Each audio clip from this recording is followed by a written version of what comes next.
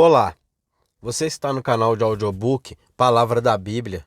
Eu sou Sidney Agenor e hoje vamos juntos à leitura do sermão de João Calvino, intitulado como A Ressurreição de Jesus Cristo. No fim do sábado, quando já despontava o primeiro dia da semana, Maria Madalena e a outra Maria foram ver o sepulcro. E eis que houvera um grande terremoto, porque um anjo do Senhor, descendo do céu, chegou, removendo a pedra da porta, e sentou-se sobre ela. E o seu aspecto era como um relâmpago, e as suas vestes brancas como a neve. E os guardas, com medo dele, ficaram muito assombrados e como mortos. Mas o anjo, respondendo, disse às mulheres: Não tenhais medo, pois eu sei que buscais a Jesus, que foi crucificado. Ele não está aqui, porque já ressuscitou, como havia dito. Vinde, vede o lugar onde o Senhor jazia. Ide, pois, imediatamente, e dizei aos seus discípulos que já ressuscitou dentre os mortos.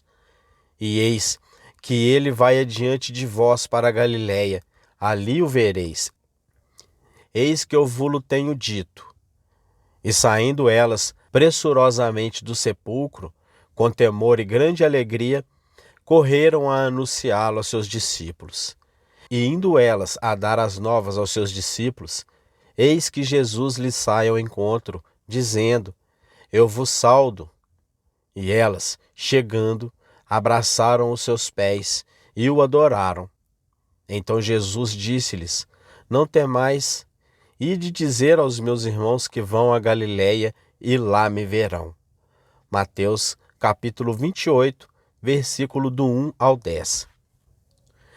Alguém pode achar estranho, à primeira vista, que o Senhor Jesus, desejando dar evidência de sua ressurreição, apareceu antes às mulheres do que aos seus discípulos. Mas nisto temos que considerar que ele queria provar a humildade de nossa fé, pois nós não devemos ser fundamentados em sabedoria humana. Antes devemos receber em obediência absoluta o que sabemos proceder dele. Por outro lado, não há dúvida de que ele desejava punir os discípulos quando ele lhes enviou as mulheres para instruí-los, porque a instrução que tinha recebido de sua boca não foram de nenhum proveito para eles quando foram provados por este teste. Pois, olhem como eles se espalharam. Eles abandonaram o seu mestre. Eles estão confundidos pelo medo. E que bem tem feito a eles que estivessem por mais de 3 anos na escola do Filho de Deus?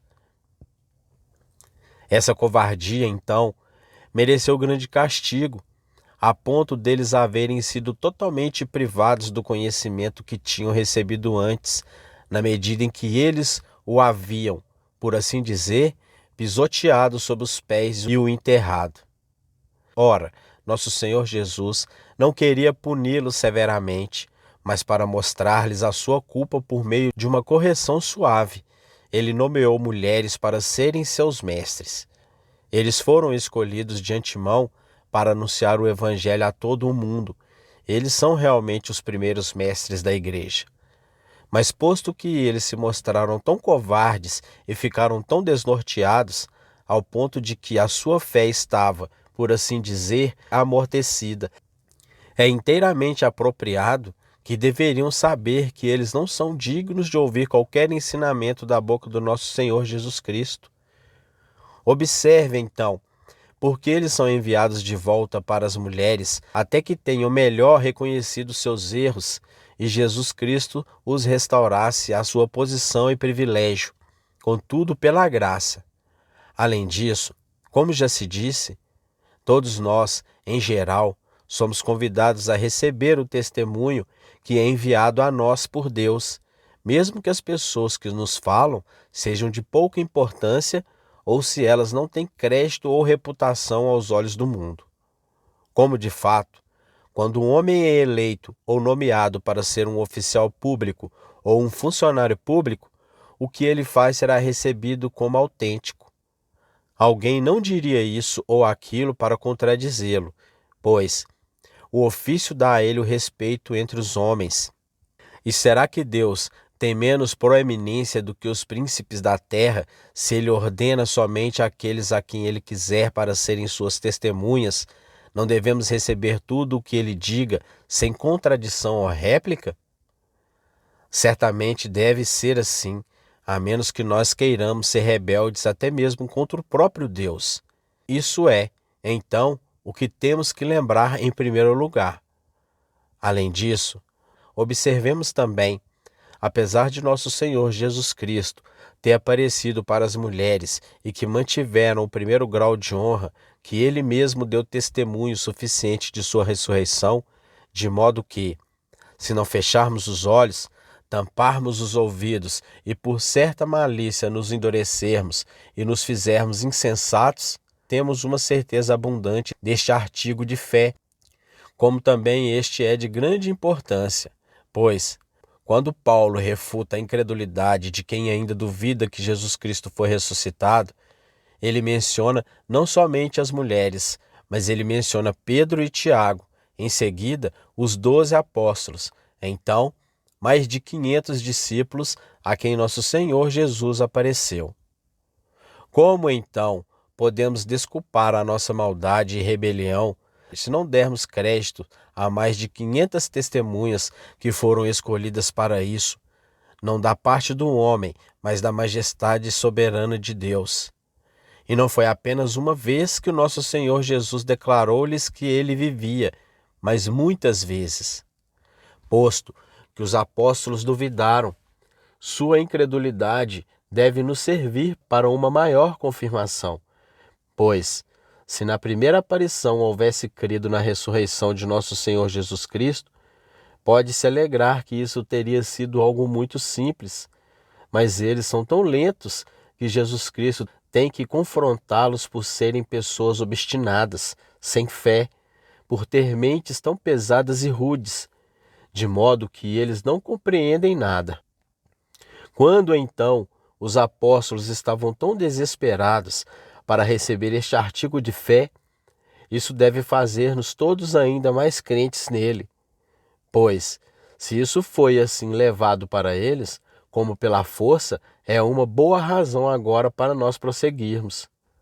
Como se isso dissesse: porque me viste, Tomé, creste? Bem-aventurados que não viram e creram. João capítulo 20, versículo 29.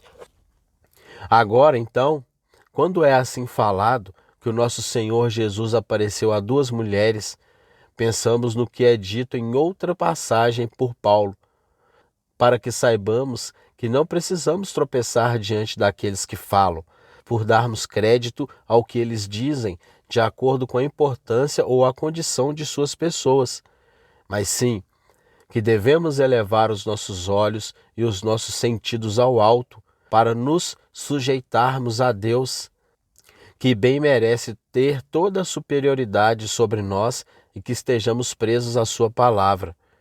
Porque, se nós não somos dóceis, é certo que nunca lucraremos com o ensinamento do Evangelho.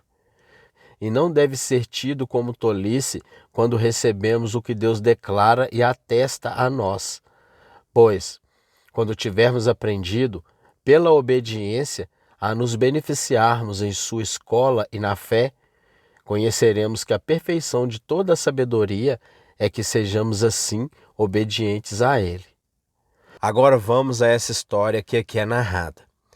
Diz-se que no fim do sábado, quando já despontava o primeiro dia da semana, Maria Madalena e a outra Maria foram ver o sepulcro, ou seja, o primeiro dia da semana, pois os judeus guardam o sábado, que eles chamam de sabate, como o dia de descanso, como também a palavra significa, e então nomeiam os dias seguintes em toda a semana, primeiro dia após o sabate, segundo dia, etc.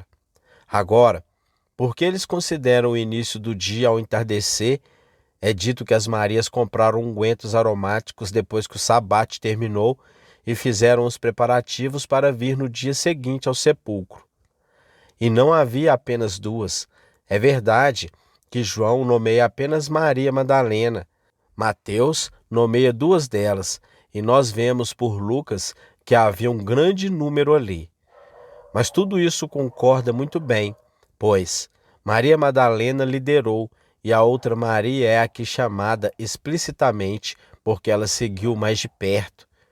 Enquanto isso, várias outras vieram para ungir o corpo do nosso Senhor Jesus, mas sobretudo é aqui dito que vinham o sepulcro para saber se havia acesso à entrada. É por isso que aquelas duas são aqui especialmente marcadas. Mateus acrescenta que o anjo apareceu a elas, enquanto as duas estavam ali, mas porque somente uma falava a palavra, é o motivo pelo que ela é, assim, especialmente nomeada. Finalmente, quando elas vão embora, encontram o nosso Senhor Jesus, que as envia aos seus discípulos, a fim de que todos possam ser reunidos na Galileia, querendo mostrar-lhe a sua ressurreição. E isso porque a cidade de Jerusalém havia se privado disso por sua maldade em relação a tal testemunho. Verdade é que a fonte da vida ainda estava ali, pois dele procedeu a lei e a palavra de Deus. Mas enquanto isso, nosso Senhor Jesus não quis revelar-se aos seus discípulos naquela cidade, quando a maldade ainda estava tão recente ali. Por outro lado, ele também desejou estar de acordo com a dureza de corações deles, pois eles estavam, por assim dizer, tomados de desespero, de modo que o sentido da visão não teria sido suficiente, a menos que ele lhes tomasse à parte e se mostrasse de tal forma que eles seriam totalmente convencidos.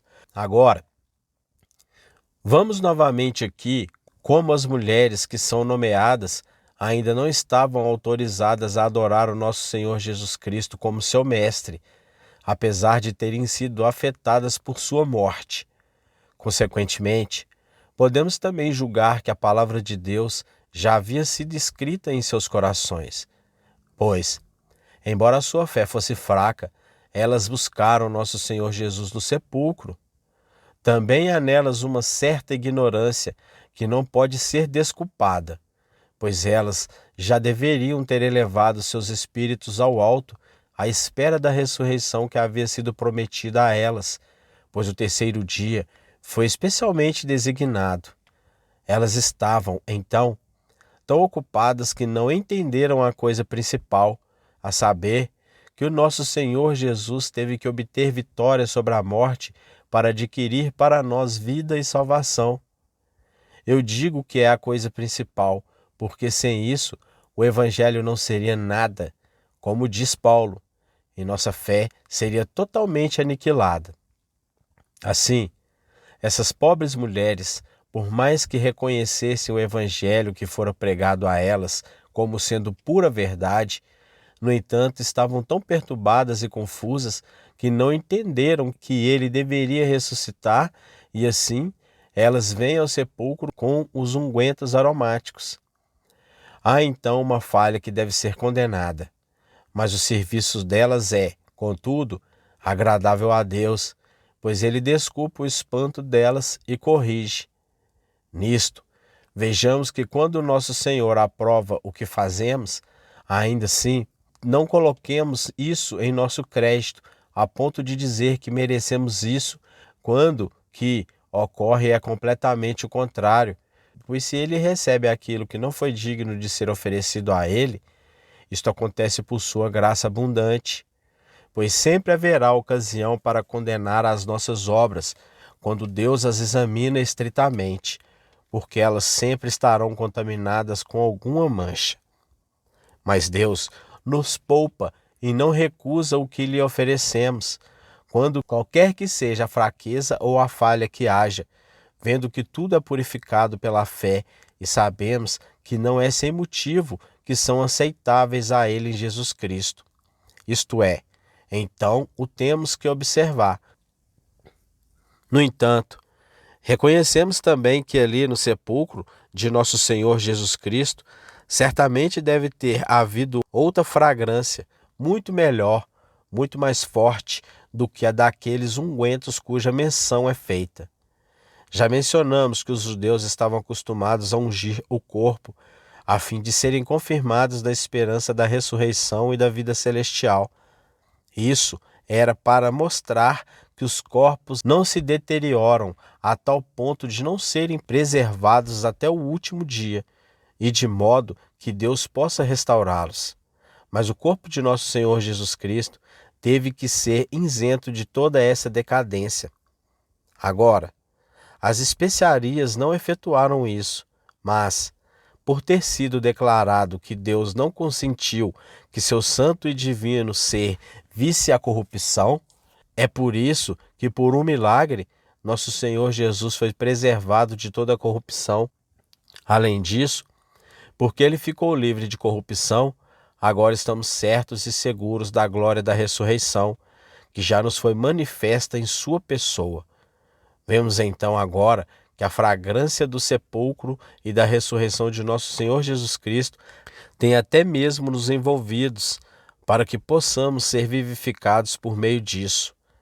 Agora, o que se segue? Que já não podemos ir tão longe quanto aquelas mulheres olhar para o sepulcro, devido à ignorância e fraqueza em que nos encontramos, mas que elevemos nossos olhos ao alto, uma vez que Ele nos chama e nos convida para ali, visto que Ele nos mostrou o caminho e nos declarou que Ele entrou em sua posse de seu reino celestial para nos preparar um aposento e um lugar, quando pela fé ali o encontraremos. Mas nós também devemos notar que Mateus acrescenta: o anjo, diz ele, que apareceu, assustou os guardas de forma que eles ficaram como mortos. As mulheres foram semelhantemente assustadas, mas o anjo, depois disso, administrou o remédio. Quanto a vós, disse ele, não tenhais medo, pois eu sei que buscais a Jesus, que foi crucificado. Ele não está aqui, porque já ressuscitou, como havia dito. Aqui vemos como Deus aceita o afeto e o zelo dessas mulheres, de forma que ele corrige. No entanto, o que ele não aprova. Quero dizer que ele corrige através da boca do anjo que está ali em seu nome. Já dissemos que é por bondade singular que Deus recebe nosso serviço quando é imperfeito, embora ele possa tê-lo em aversão. Ele recebe de nós, então, o que não tem valor, como um pai receberá de seus filhos o que de outra forma seria considerado como lixo e gracejo. Eis que eu digo, como Deus é generoso para conosco. Mas, por outro lado, é verdade que ele não deseja que os homens minimizem e tenham prazer nas suas faltas. Portanto, o anjo corrige esta falha da parte das mulheres. Apesar de sua intenção ser boa, ainda assim, elas são condenadas por sua culpa particular. Por isso, Lucas registra que foram mais duramente repreendidas. Porque buscais o vivente entre os mortos? Lucas capítulo 24, versículo 5. Mas aqui nós temos que observar que os guardas, como homens que são incrédulos e perversos, que não tinham temor de Deus ou da religião, foram assaltados pelo medo, possivelmente, até mesmo, por assim dizer, entraram em pânico. As mulheres, com certeza, estavam com medo, mas elas imediatamente receberam consolo. Contemplem, então, o quão terrível a majestade de Deus é para aqueles a quem isso aparece. É por isso que nós sentimos nossa fraqueza quando Deus declara-se a nós. E enquanto, a princípio, estávamos inchados com presunção e éramos tão ousados que já não pensávamos ser homens mortais, quando Deus nos dá qualquer sinal de sua presença, temos necessariamente de ser esmagados e saber o que a nossa condição é, ou seja, que somos apenas pós cinzas, que todas as nossas virtudes são apenas fumaças, fumaça que esvoaça para longe e desaparece. Isto então é comum a todos, seja bons ou maus. Além disso, quando Deus aterroriza assim os incrédulos, ele os deixa ali como homens réprobos, porque eles não são dignos de experimentar a sua bondade de forma alguma. Por isso também, eles fogem de sua presença. Eles ficam com raiva e rangem os dentes e ficam tão enfurecidos que eles perdem todo o sentido e razão, tornando-se homens totalmente brutais. Os fiéis, depois de terem sido atemorizados, levantam-se e tomam coragem, porque Deus os consola e dá-lhes alegria. Este temor, então, que os fiéis sentem na presença da majestade de Deus, não é outro senão o primeiro passo em humildade, a fim de que eles possam prestar-lhe homenagem que lhe é devida, e para que eles se submetam a ela, sabendo que eles não são nada, a fim de buscarem todo o seu bem somente nele. Então, é por isso que o anjo diz: não tenhais medo. Esta palavra é digna de nota, pois isto é mesmo como se ele tivesse dito: eu deixo esta gente em sua confusão, pois eles não são dignos de qualquer misericórdia. Mas agora eu volto para vocês e lhes trago uma mensagem de alegria. Sejam, então, libertas desse medo, porque buscais a Jesus Cristo. Posto que isso é verdade, aprendamos a buscar o nosso Senhor Jesus, e não, como já disse, em tal dureza de coração como essas mulheres de quem é aqui falado, como também não há mais qualquer ocasião para ir procurá-lo no sepulcro. Entremos pela fé diretamente a Ele, sem simulação, e ao assim fazê-lo, tenhamos a certeza de que esta mensagem nos pertence e é dirigida a nós. Precisamos chegar com confiança e sem medo, mas não sem respeito, pois devemos ir com temor a fim de adorarmos a majestade de Deus. Mas, de qualquer maneira, não tenhamos medo como se estivéssemos completamente subjugados pela desconfiança. Deixe-nos saber, então, que o Filho de Deus se adequará às nossas limitações quando vamos a Ele com fé, e mesmo encontraremos nele motivo de consolação e alegria na medida em que é para nosso proveito e salvação que Ele tem adquirido o senhorio e domínio da vida celestial. Contudo, as mulheres foram embora com grande alegria e um grande medo. Aqui, novamente, a sinceridade de sua fé é evidenciada. Eu já disse que o propósito pelo qual elas aspiravam era bom, mas elas não tomaram o caminho correto, como podemos aprender com o fato de que elas são covardes e que elas não podem fazer com que as suas mentes creiam ou não creram na ressurreição. Apesar de terem ouvido isso sendo falado muitas vezes, ainda assim, elas não conseguem dominar os seus sentimentos para chegarem a uma conclusão final que já não era necessário visitar o nosso Senhor Jesus no sepulcro. Nota-se, então, a origem desse medo. Assim, vemos que é um sentimento equivocado. É verdade, como sugeri, que devemos temer a Deus para render reverência à sua majestade, para obedecê-lo e sermos totalmente humilhados, para que ele possa ser exaltado em sua glória, para manter cada boca fechada, de modo que somente ele seja reconhecido como justo, sábio e todo-poderoso. Mas esse medo mencionado aqui é, em segundo lugar, algo ruim e deve ser condenado, pois é causado pela confusão dessas pobres mulheres. Ainda assim, embora elas possam ver e ouvir o anjo falar, isso lhes parece quase como um sonho. Agora, por meio disso, somos advertidos de que Deus muitas vezes opera em nós, mesmo quando não percebemos se temos sido beneficiados ou não. Porque há tanta ignorância em nós que, por assim dizer, nuvens nos impedem de chegar a aperfeiçoar a clareza e estamos envolvidos em muitas imaginações. Em resumo, parece que todo o ensinamento de Deus é quase inútil. No entanto, encontramos alguma apreensão misturada com isso, que nos faz sentir que Deus tem trabalhado em nossos corações. Mesmo que tenhamos apenas uma pequena centelha de graça, não percamos a coragem. Em vez disso, oremos a Deus para que Ele possa aumentar esta pequena que Ele começou e que Ele nos faça crer e que Ele possa nos confirmar até que sejamos trazidos à perfeição, da qual ainda estamos muito longe. apesar do fato de que as mulheres estivessem ainda afetadas por seu medo e alegria, foram considerados como uma falha, vemos que Deus sempre as governa pelo seu Espírito Santo e que esta mensagem que foi entregue a elas pelo anjo não foi totalmente inútil. Agora, temos que avançar.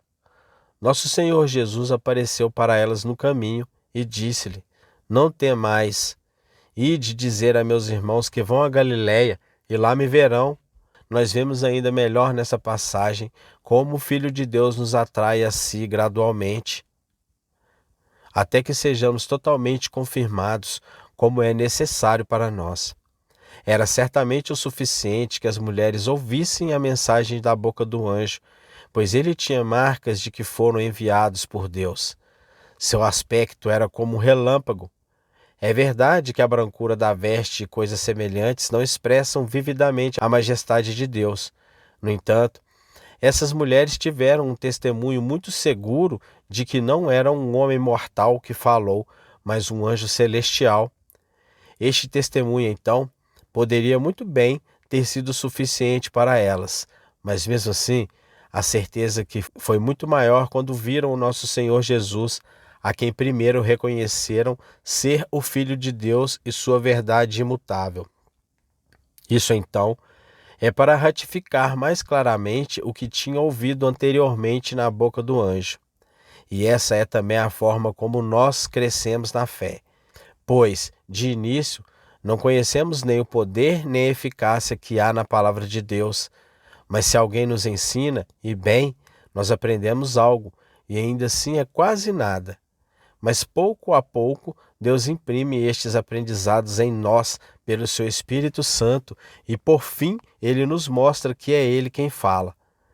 Então, nos tornamos conscientes de que não só temos algum reconhecimento, mas estamos convencidos de tal forma que as ciladas do diabo, qualquer que ele trame, não são capazes de abalar nossa fé, na medida em que temos essa convicção de que o Filho de Deus é o nosso Mestre e nos apoiamos sobre ele, sabendo que ele tem o domínio completo sobre nós e que ele é digno de toda autoridade soberana.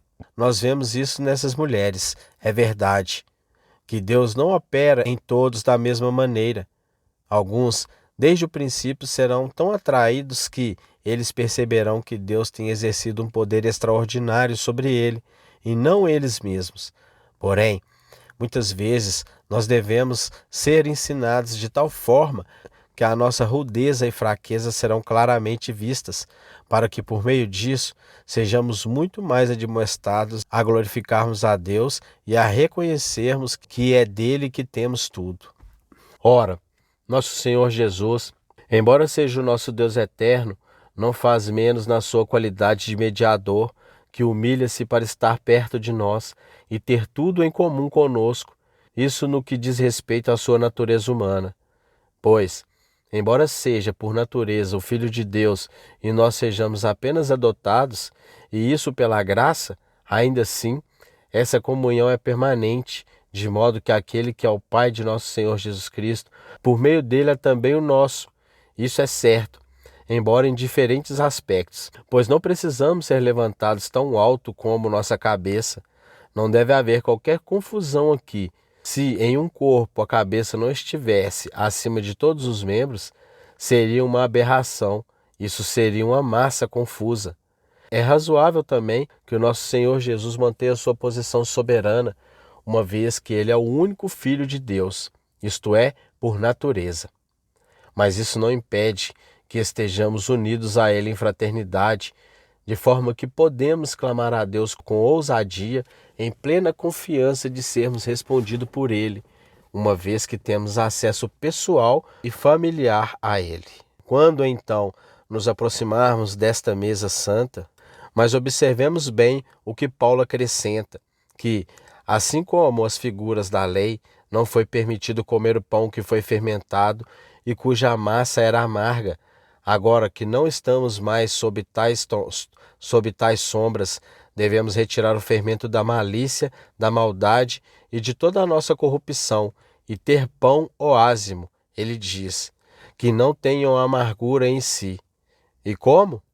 em sinceridade e verdade, quando, então, nos aproximarmos dessa mesa pela qual o Filho de Deus nos mostra que Ele é a nossa comida, que Ele entrega-se a nós como alimento completo e inteiro, que Ele deseja que agora participemos do sacrifício que Ele de uma vez por todas ofereceu para a contaminação, para a nossa salvação.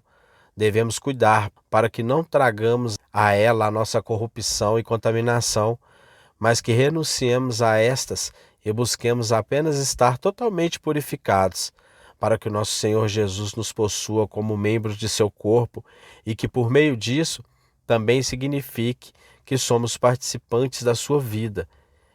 É assim que hoje devemos fazer uso desta santa ceia que está preparada para nós, ou seja, que esta nos direcione à morte e à paixão de nosso Senhor Jesus Cristo e depois à sua ressurreição, e que possamos estar tão seguros da vida e salvação como pela vitória que ele obteve ao ressuscitar dos mortos.